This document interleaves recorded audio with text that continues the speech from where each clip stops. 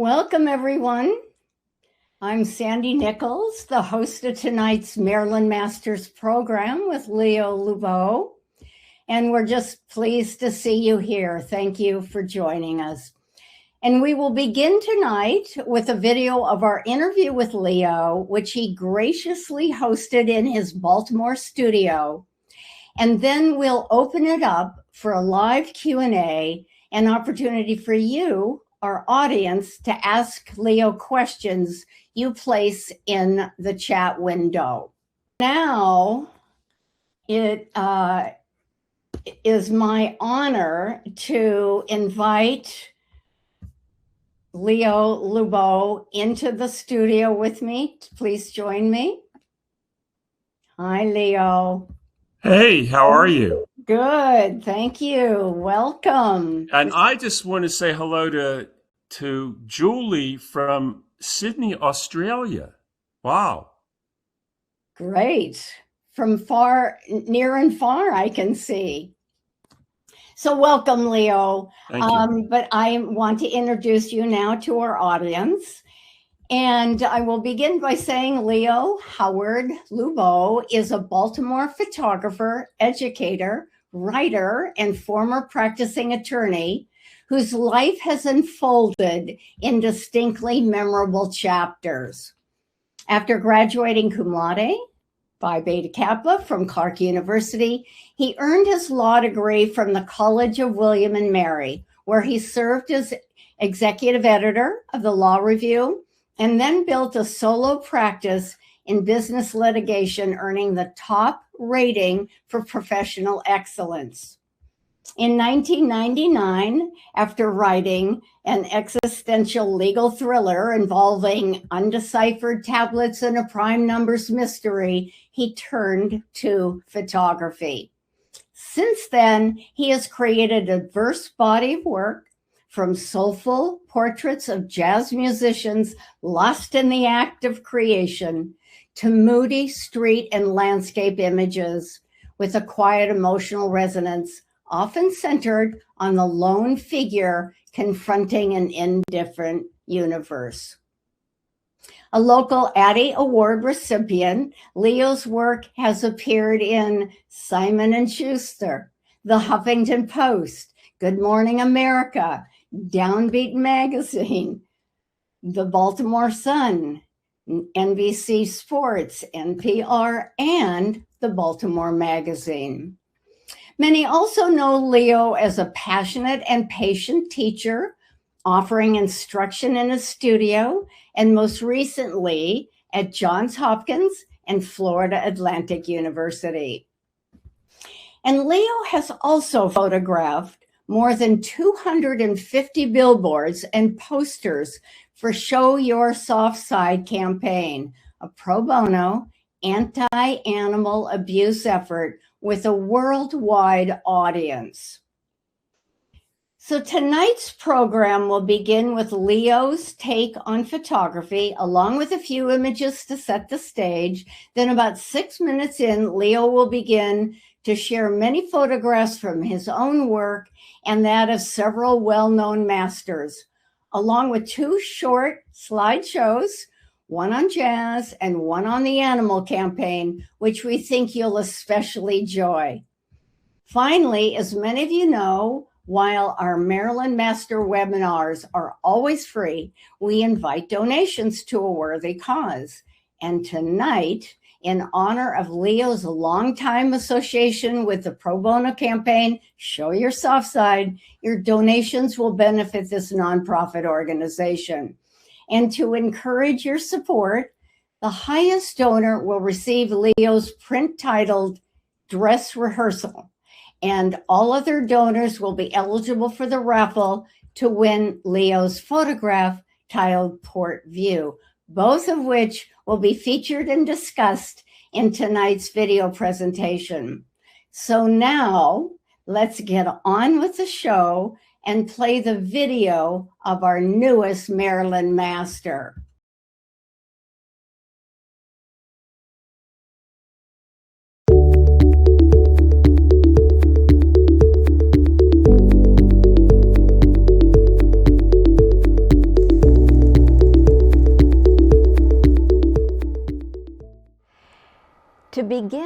our interview, Leo, I'm going to ask a big question. Why photography? Thanks. First, it gives us the opportunity to create art, which sometimes is a good alternative to reality. I like to think of the world as a living canvas across which we paint our lives step by step. And the camera acts as a metaphoric brush that captures and locks special slides into place. And if the capture is also special, then it can rise to the level of art. Second, I find just an immense joy in the process of capture. Gary Winogrand's update to Shakespeare's All the World's a Stage is something I can really relate to. Winogrand said he thinks of the world as a big circus to which he was given a ticket. And I really feel the same way. So if I'm out on the street shooting, if I'm in this studio doing portraiture, if I'm shooting a jazz musician, there's an anticipatory joy in that process where I just don't know what I'm going to get. And that makes photography really exciting to me. Third, photography gives us an opportunity to make a statement about life, philosophy, psychology, the human condition. Ralph Gibson tells a really helpful story. He was an apprentice for Dorothea Lange in 1961, and she said to him, Ralph, let me see some of your photos. So he showed them to her, and she looked up at him and she said, I see the problem here, Ralph. You don't have a point of view. You don't have thematic content. It took him another 7 or 8 years to find it. He became a photographer that specializes in surrealism, eroticism, fragmentation. But when he found it, he turned from a good photographer into a great photographer. The thought here is that we can turn a box of photographs into a curated collection of photographs that have thematic threads that really build upon the ultimate result. The lesson here is really think about an exhibit, a good exhibit. When we go to an exhibit, we move from photograph to photograph to photograph. By the time we reach maybe the 4th or 5th photograph, they start talking to each other. They complement each other, complement with an E. There's a kind of synergistic effect where the whole is greater than the sum of the parts. And in the same way, I think we can create for ourselves a legacy portfolio that makes a statement beyond the individual work. And actually, in preparation for today, I prepared my very first slideshow, and maybe to illustrate the point I've just made, I wonder if we can show that. Oh, absolutely. Love to. I thank you for that. Let me just set it up a little bit. A few things in advance. First, on the surface, this is a jazz portfolio. I've picked what I think are my best jazz photographs. But it really isn't about the jazz artists. It's about artists in general who are lost in the act of creation. And in that sense, it is something well beyond just one moment of jazz after another. This would be what Abraham Maslow or Maslow would call the peak experience. So let me give a quick example. Years ago, I was horseback riding in Hunt Valley with a friend, and she was in front of me, and we were cantering, and it was a beautiful day because it was cloudy, and we all know as photographers that the clouds create a soft kind of glow to the earth, where counterintuitively sunshine hides things. So we were going by a wheat field, and both horses started cantering at the same time. Both she and I started going up and down with our horses at the same time. I saw in front of me the bobble in her hair going up and down at the same time. And I looked, the wheat field was just aglow with gold, and I left planet Earth. I literally left planet Earth and went into some kind of nirvana place. I don't know. But, the sad part of it is that once we get there and we say, wow, this is incredible, then the glass is broken and we're back to planet Earth.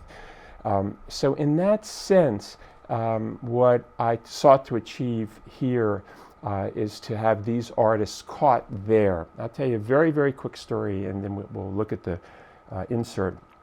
I have a basement where I go down and work out, every day, and I have a bathroom down there. It's the only place I've put my artwork in the house.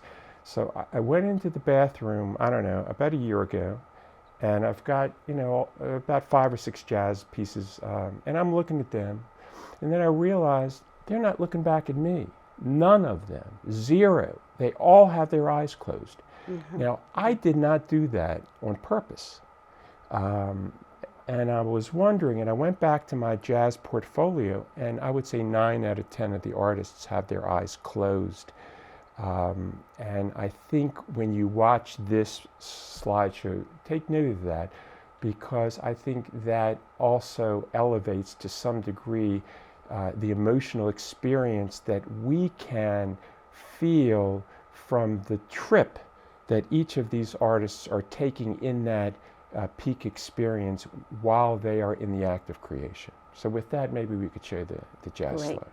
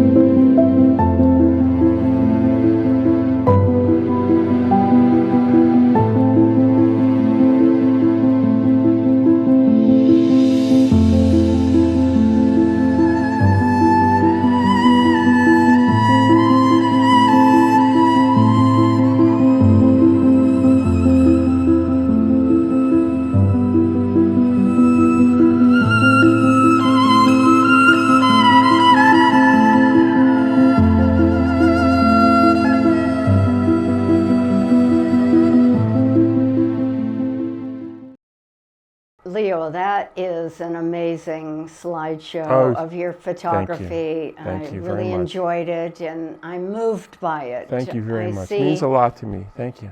Leo, what does black and white bring to jazz photography that color doesn't, and vice versa?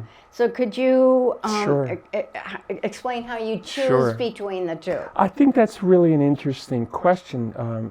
Because of the history of black and white in jazz. Tri-X 400 was created, Kodak, I think 1954.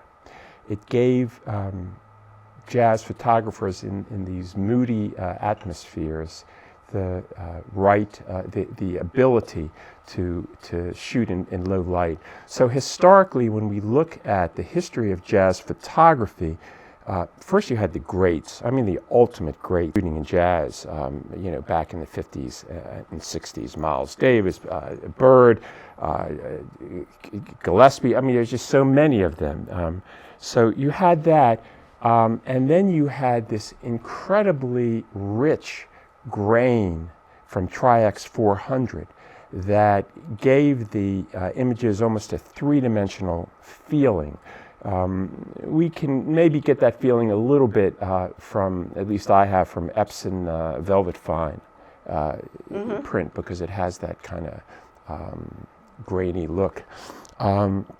So I guess in that sense, when we think about jazz photography today, we're almost fighting that history. The wind is almost blowing to say, hey, black and white, because it's, quote, not always been, but strongly been black and white.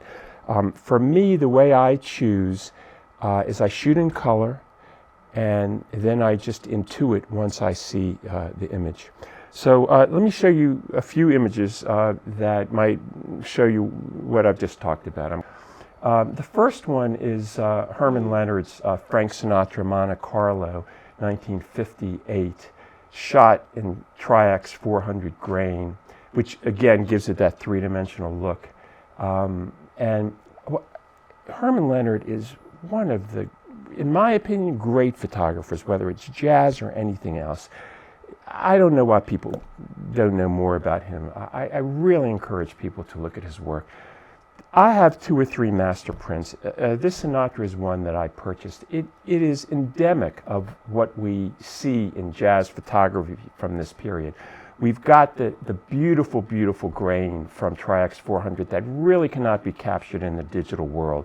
We've got a great dynamic range. We have true black in Sinatra's backside, and this just gorgeous patina of light coming down the rim lighting on the side. Leonard did a lot of that, and I've really learned from that.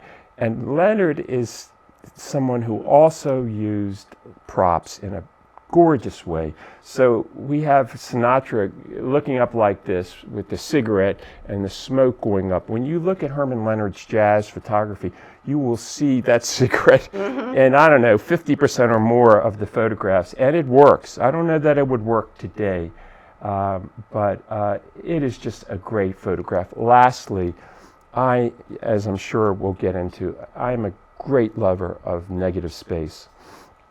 And the negative space really works beautifully here. We do not see the audience, but we know they're there, so the image is taking us beyond, what we can even see. One last statement about this. We know it's Sinatra. It's just great. We know it's him. We don't have to be told by the title. It's just classic Sinatra, classic jazz photography. So I want to show 3 images as to how I choose. The first one that I'm showing is, this is an image of Dr. Lonnie Smith that I shot in Birdland. When you look at this image, it just says, don't put me in black and white. It's warm. The colors are just really gorgeous. Similarly, one of Dave Liebman, same thing. You've got that kind of soft golden glow. This was also, I think, Birdland. On the other hand, I was at Keystone Corner a few years back, and I shot John Faddis. When I shot him and I looked at it in black and white, it just said to me, you have to keep this in black and white.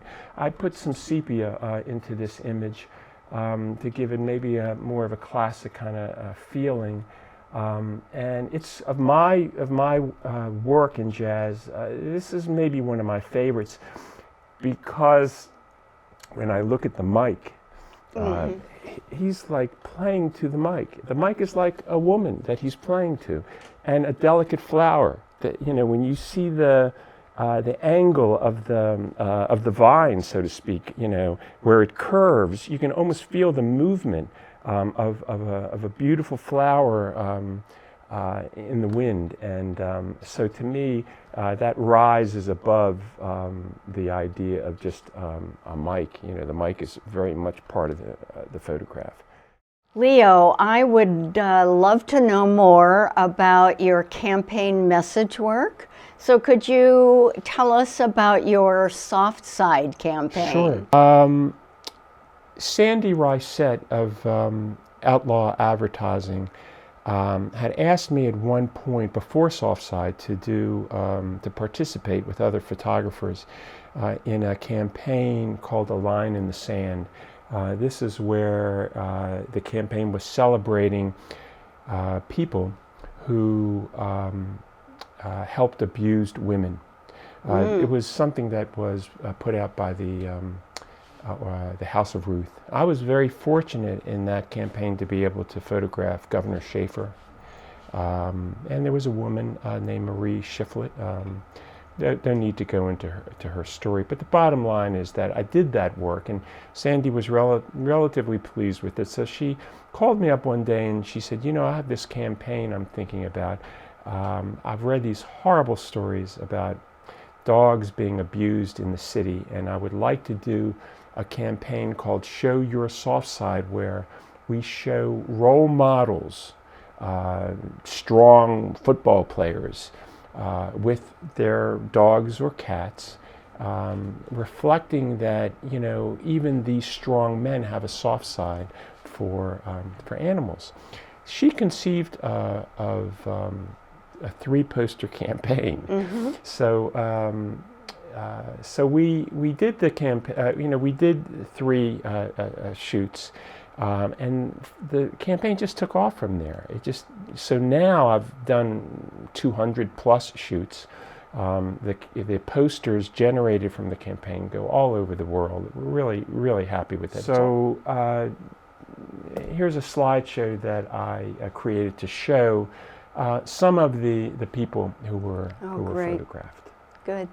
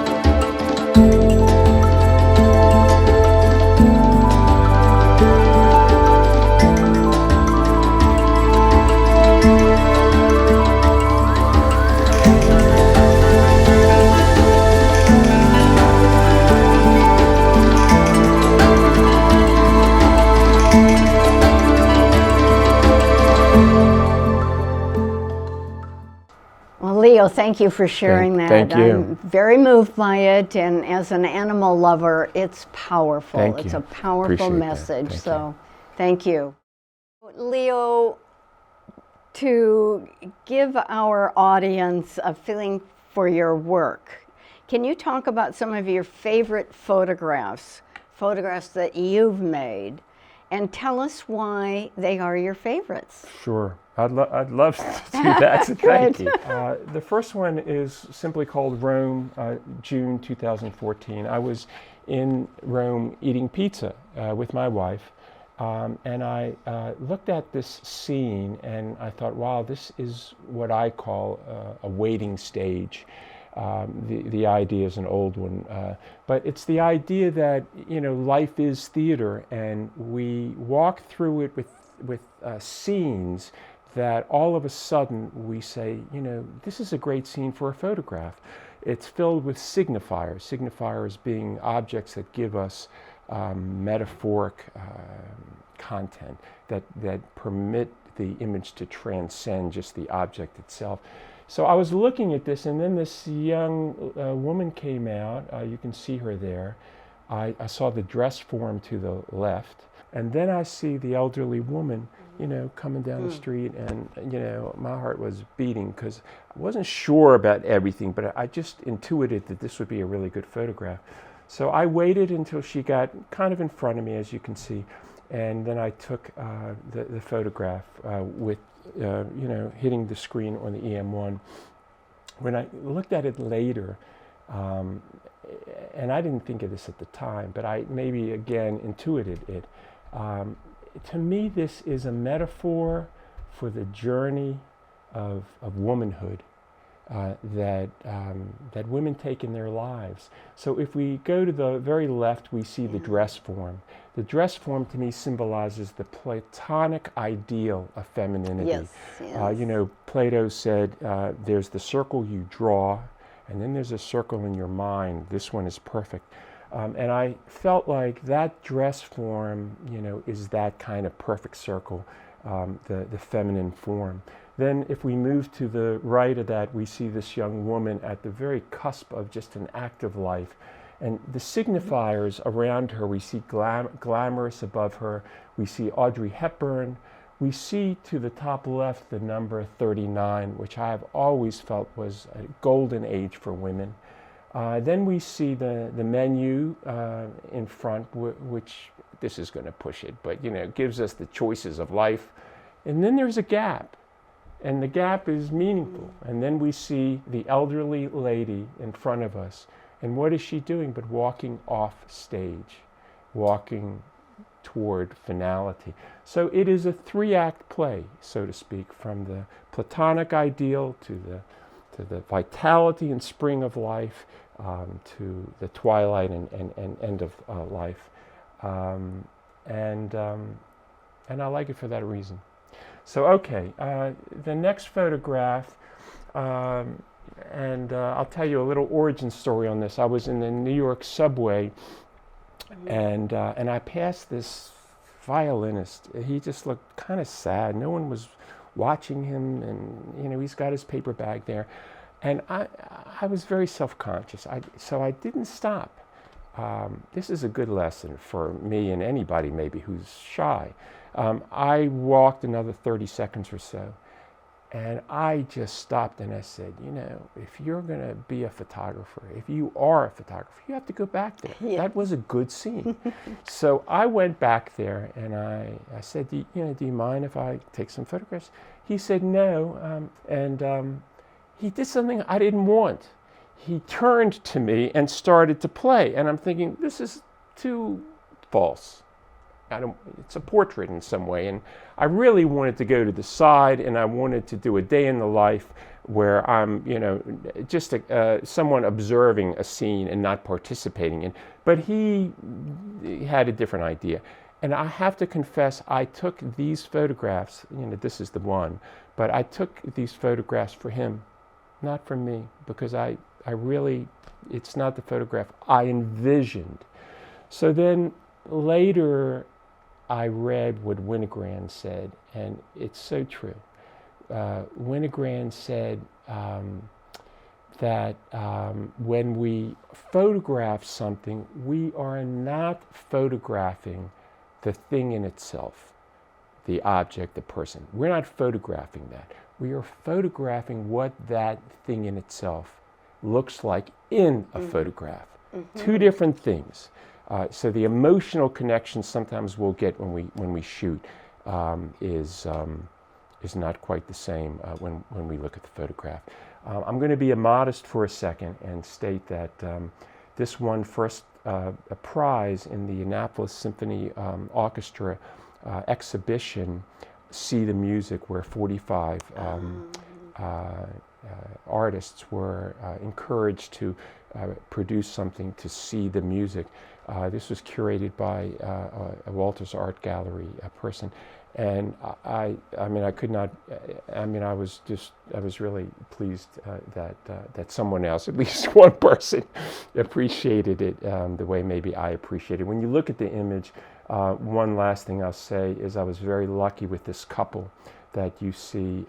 They are so in love, and they're holding each other tightly, and there's warmth there, and that's a real juxtaposition to this poor man who's trying to make a living for me. Okay, the next image is really one of my favorites, not for any intellectual reason, not for any philosophical reason. I love to photograph women. I just love the feminine form, and I also like to photograph women when you can't see their faces sometimes, because when you can't, then they are every woman. There's a kind of mystique to the fact that you can't see a woman's face. So I was on a cruise ship. I'm beginning to be old enough where I'm beginning to like the cruise ships now. And we were heading into Venice, and I said to my wife, San Marco Square, I'm not a real landscape guy, but I got to go up to photograph San Marco Square. So I went up to the very top, and there I am. I have to tell you, I didn't shoot San Marco Square one time. I saw the stewardess down below, and it was like I was being given a gift, and I just started shooting her. What I like about the photograph is that it has a wide dynamic range from true black to true white, which allows it to pop, so to speak. I like the geometric form of it, from the deck and the lines that are going back and forth, and it just makes me feel good. It also is an example of what I said earlier, which is that she is looking beyond the frame. So she is taking us outside to some other place that we have to imagine, and in that sense, the photograph is engaging us. Okay, I've got 3 quick photographs, and then I think I'm done showing at least some of my work. This is what I call dress rehearsal. I was asked by the Baltimore Jazz Alliance to create an album cover. I had no idea what I was going to do, but I went to Andi Music, and they have this really beautiful abandoned brick room, 2nd floor. So I went up there, and I saw the shadowing coming from the window. I do not play the trumpet, but I pretended to capture my shadow there. And it just occurred to me I might be able to use that with the chair in some context. And so this is obviously a montage, and here it is now on the album, which I designed to hopefully show the image. They came back to me a few years later and said, we'd like to do Baltimore Jazzscapes too, and I thought, well, okay, let's keep this motif of shadow. So here is the 2nd album that I did for them. And there you do see the Baltimore, greatest city, and you see obviously the shadow coming out. And then here's the back of that album, just to continue the motif of the shadow. And now I'm going to move on to your teaching. And in class, you talk about the aha moment as a portal into art. So could you explain to us what you mean by that? Sure. I think there are 2 gateways, at least for me, in terms of understanding art. The first one is to know the artist's point of view. So here's my example from that in my own life. Years ago, I was at the Baltimore Museum of Art looking at Monet's study of the Rouen Cathedral. And I went from I went from painting to painting, and my friend said to me at the end of it, "What do you think?" And I said, "Yeah, it's good. It's good." And then my friend said, "Well, what do you think he was painting?" And I said, "Well, he's painting a cathedral at different parts of the day." And my friend said, "No, he's not. He's painting the light." Well, as soon as he said that, I'm thinking that there was an epiphany into Impressionism. I just wasn't seeing it that way. It just shifted my mind totally into the art form itself that I had not appreciated. And in fact, historically, that is what happened with the Impressionists. The term initially was a derogatory term, Impressionism. It's only an impression, it's not the real thing. They were not even invited, the Impressionists, to the Paris State Salon, so they actually initiated their own in 1874. And over time, Impressionism caught on because people began to realize that these are staccato sensibility moments about light, form, rather than this ultra-realism that maybe had been appreciated.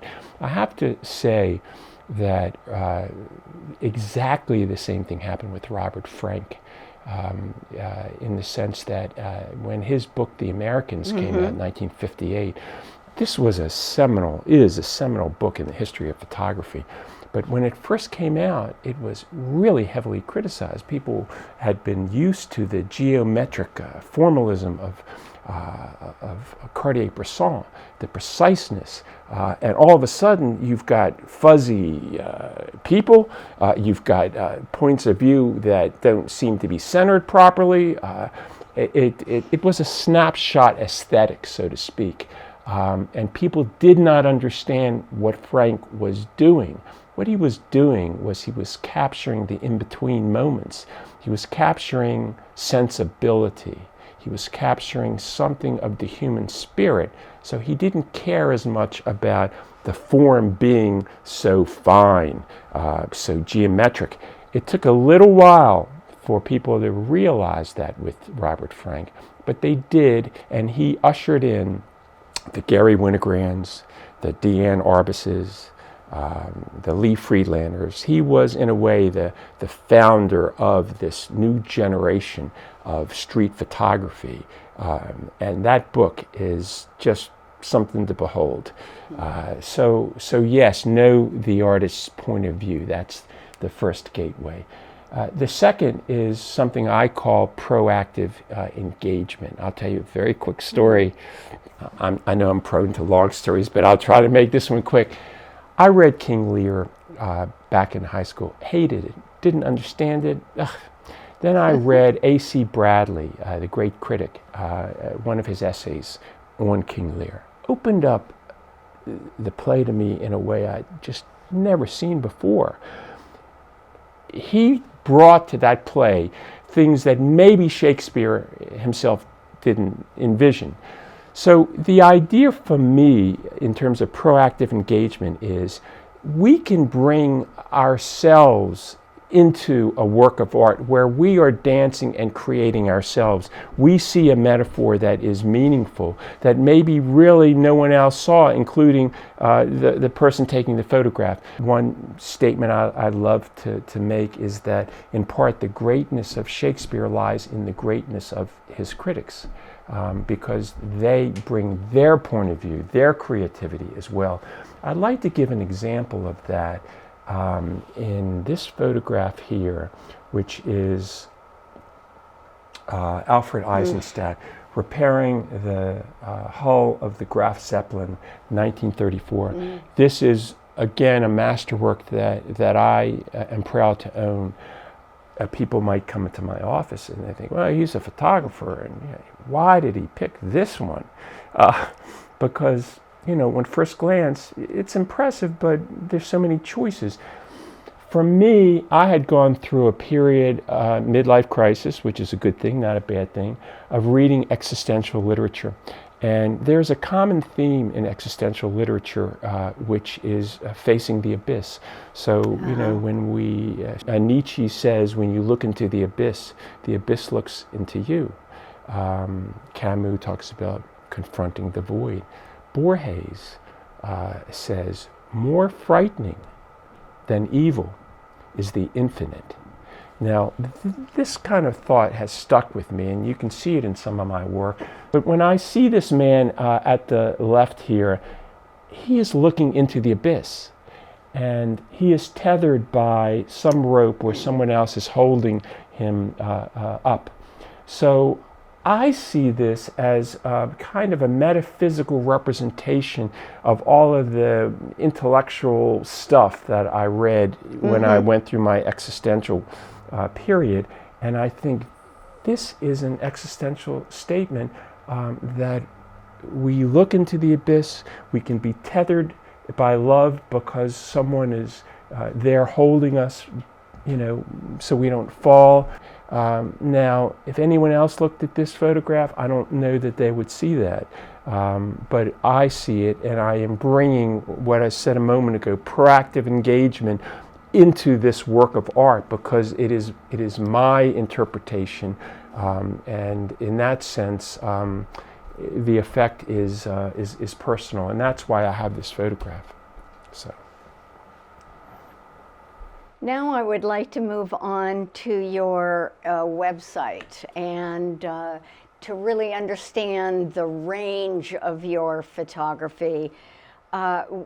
We have street work, which we've talked about, studio work, your campaign image work, and so I am really going to encourage the audience to go to his website and to see the full range, the richness of his work. And I would like to know how you would define your street work. Probably, I've touched on it throughout this morning.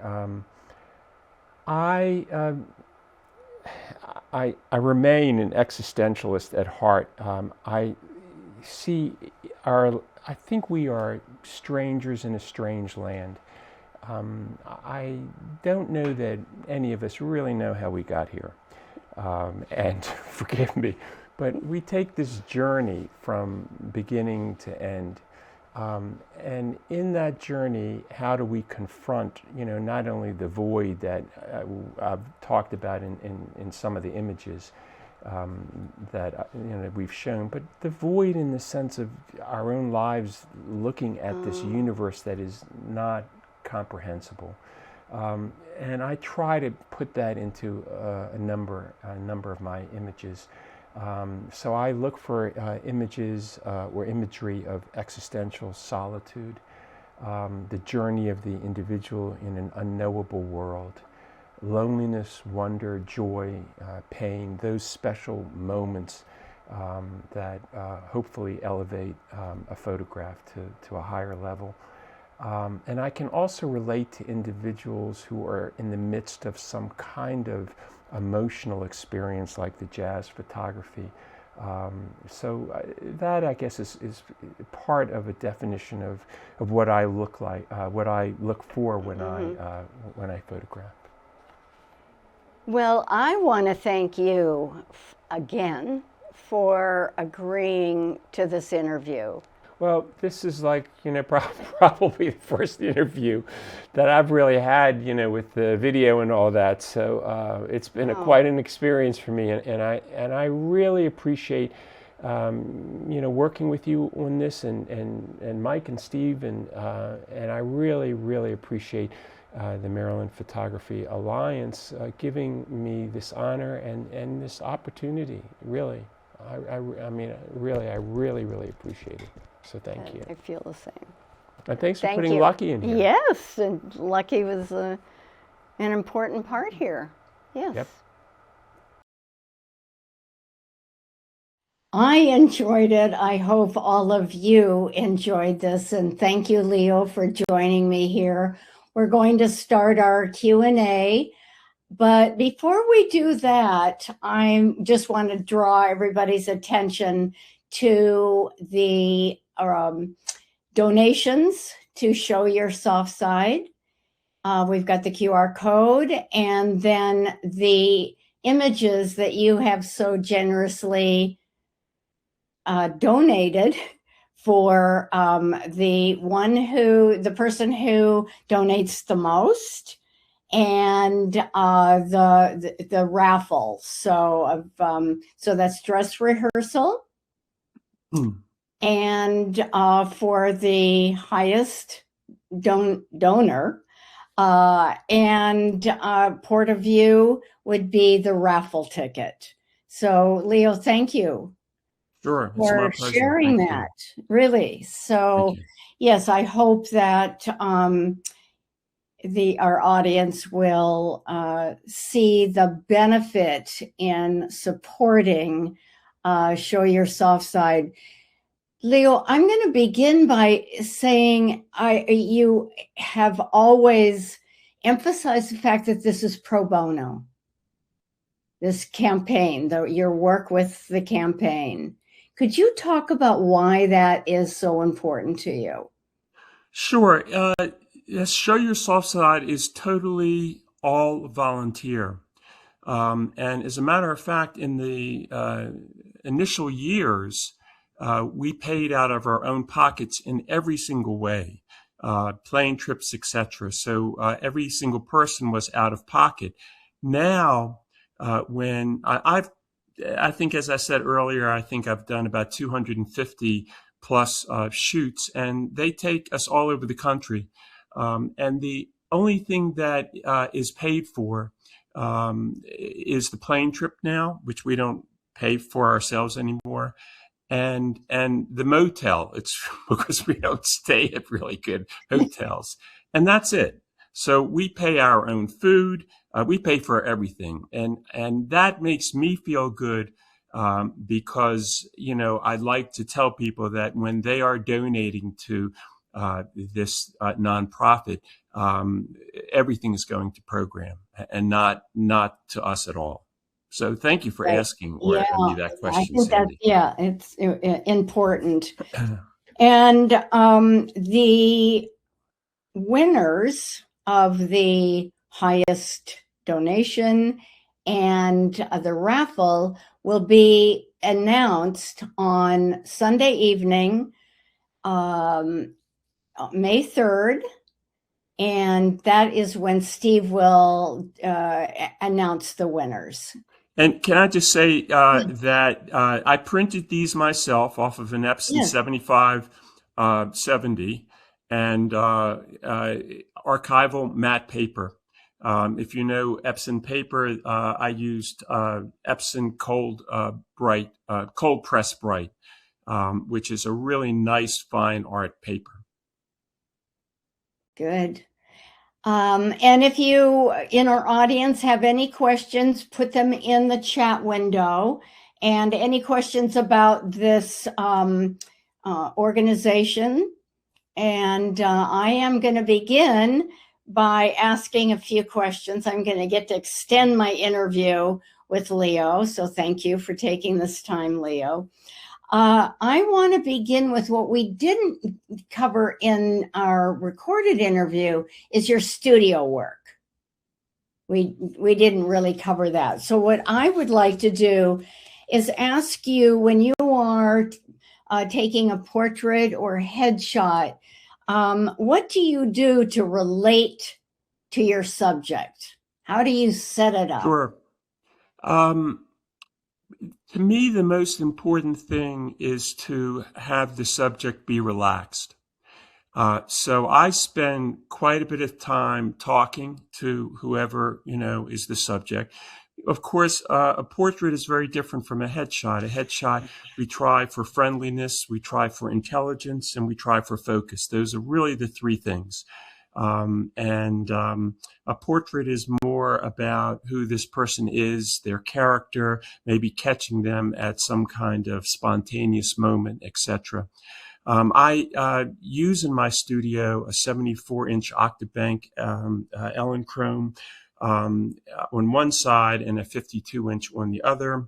I have an overhead light, and I use strip banks in the back so that I can get that razor lighting that actually I was talking about when we were looking at Herman Leonard's Sinatra image.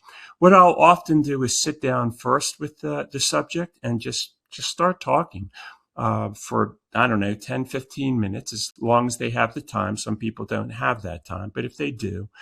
And then I do a light checking to make sure that once the person is sitting in the studio, the lighting is going to work just fine. That maybe takes 5 minutes. I want to make sure that I get that patina lighting along the rim, which for me is, hopefully a signature type of lighting. If you go to my website and look at the portraits.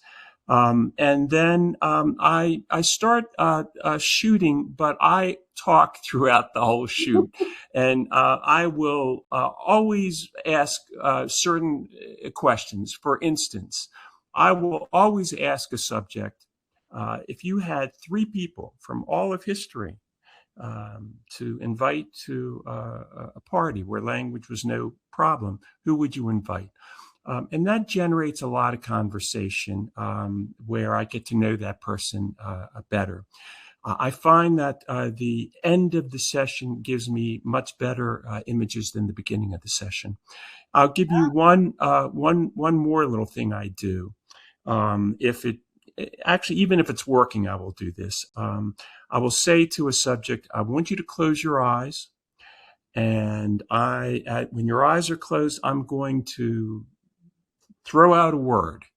And as soon as I throw that word out, I want you to think of the first word that pops into your mind and open your eyes and yell it out to me. And I always use, I don't know why, but I always use the word orange. So they're closed and I say orange.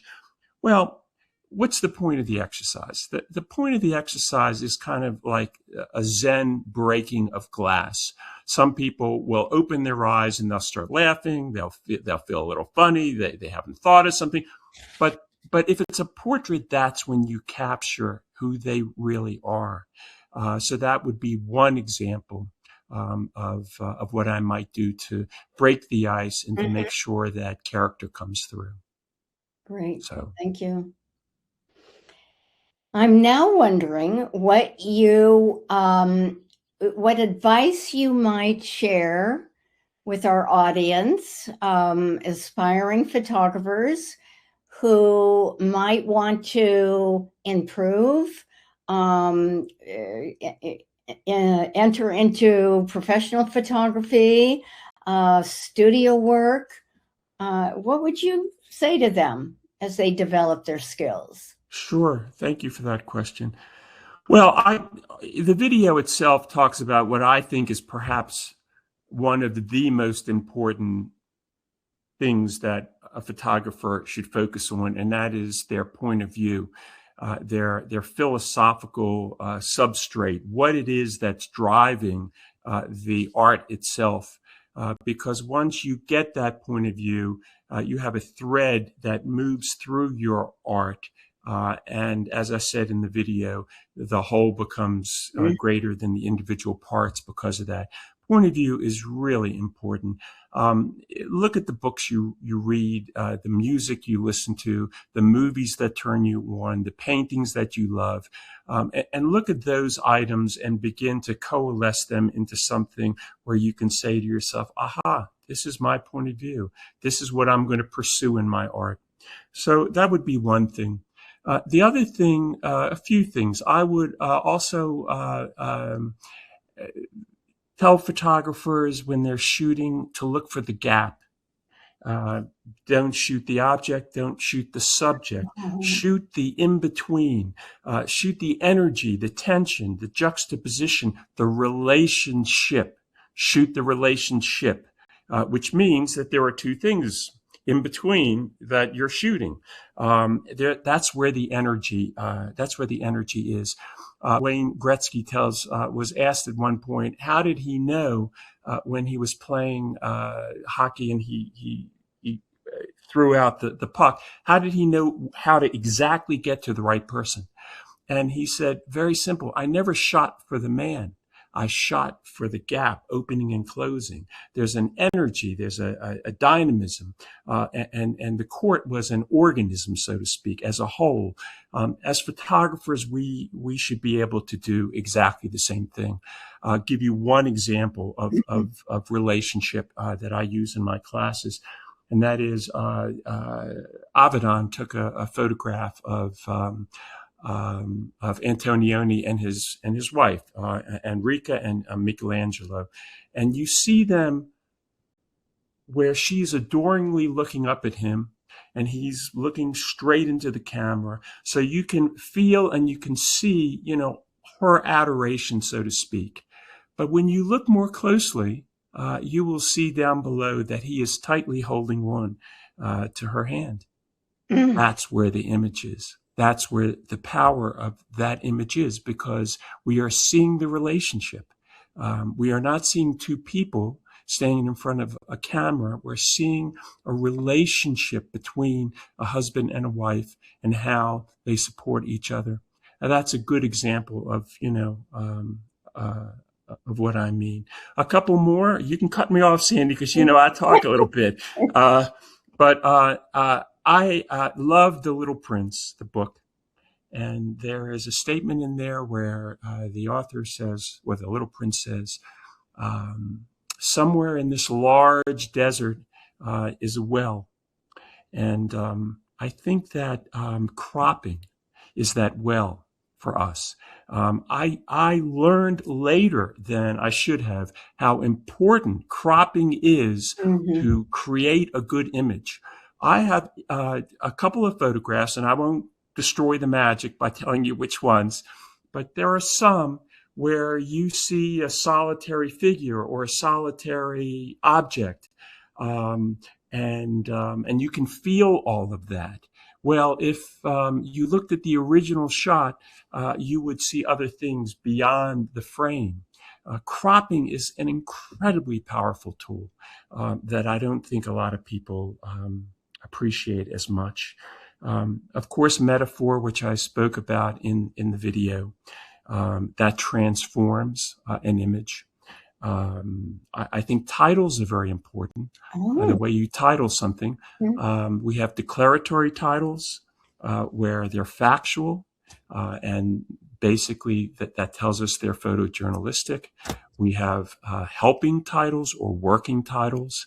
I have a very, very large image where you might miss a man on a bench because it's so large and he's under a billboard of vampires.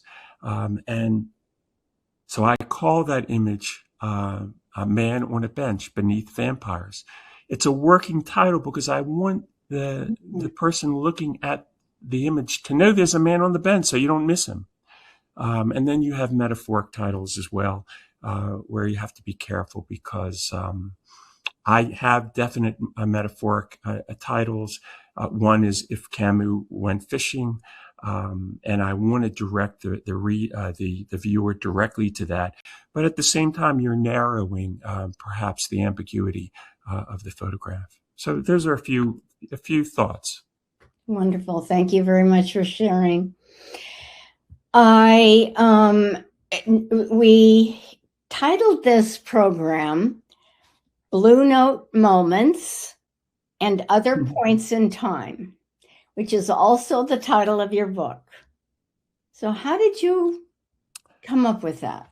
I came up with that laboriously because when I was preparing my book, and if you go to my website, you will see that I have many genres. I have street photography, I have jazz, I have a couple of campaigns, I have fine art, I have scapes. I don't like to say landscape. I prefer the word scape for many reasons. And I have people in the studio that I shot that I wanted to put in the book. So how do you come up with a title for something like that, where you have so many genres? What is the thread? what is the thread? And as comes out in the video, for me, I am at heart an existentialist. I've mentioned that in the video. I like the idea of solitude, of us being strangers in a strange land. And so the idea of what is a blue note? A blue note is a flat note or flattened note that has a lower pitch, and it falls on the scale in between the standard notes. So that's why it's flat, and that's why it's called blue, because you don't expect it. It is not on the typical scale. And to me, that is to some degree a line that goes through all of my images. There is a certain emotional ambiguity to the blue note, and I think that goes through my images as well. And of course, the jazz motif certainly helped in that regard. And then when I put other points in time, I'd like to think my work is temporal, meaning that I'm often photographing time itself. And so that would be another thread. And so I like ampersands. I don't like and. So I came up with blue notes, ampersand, other points in time. And that really is something that threads everything in that book, despite the fact that they seem so disparate otherwise. Good, thank you. Well, Leo, thank you again for becoming our newest Maryland Master and joining us this evening and engaging in our interview in your studio. So it's just been an immense pleasure. And I have always, loved learning what you share about photography. So I hope our audience enjoyed it tonight as well, learning from you about photography, your photography. So thank you so much. Thank you very much. I really, really appreciate it. Before we go, I just want Lucky to everybody to say good night to everyone. If I can grab him. There we go. So Lucky is my assistant. He's always with me. And he was with me in the video, and he definitely wanted to be involved here as part of the program. So Lucky and I both say good night to you, and thank you again, Sandy. Appreciate it. Thank you very, very much. And I want to say thank you to our audience for joining us tonight. And I'm encouraging you to make a donation to Show Your Soft Side campaign. And I did say that the winners of the two images that Leo shared with us, that is Sunday night, May 3rd, during the award ceremony for MPA's Black and White contest, of which you were the judge. Yes, I was. Yes. 1,021 images. Wow. But we're not going to show all those, so don't worry. Good. So with that, I'm going to say goodnight to you, Leo. Thank you again. And to our audience. Thank you for joining. Thank you very much. I really appreciate it. And I had a good time tonight. Oh, Thank you good, again. good. That's Thanks. what we wanted. Okay. Bye-bye. Bye. Take care.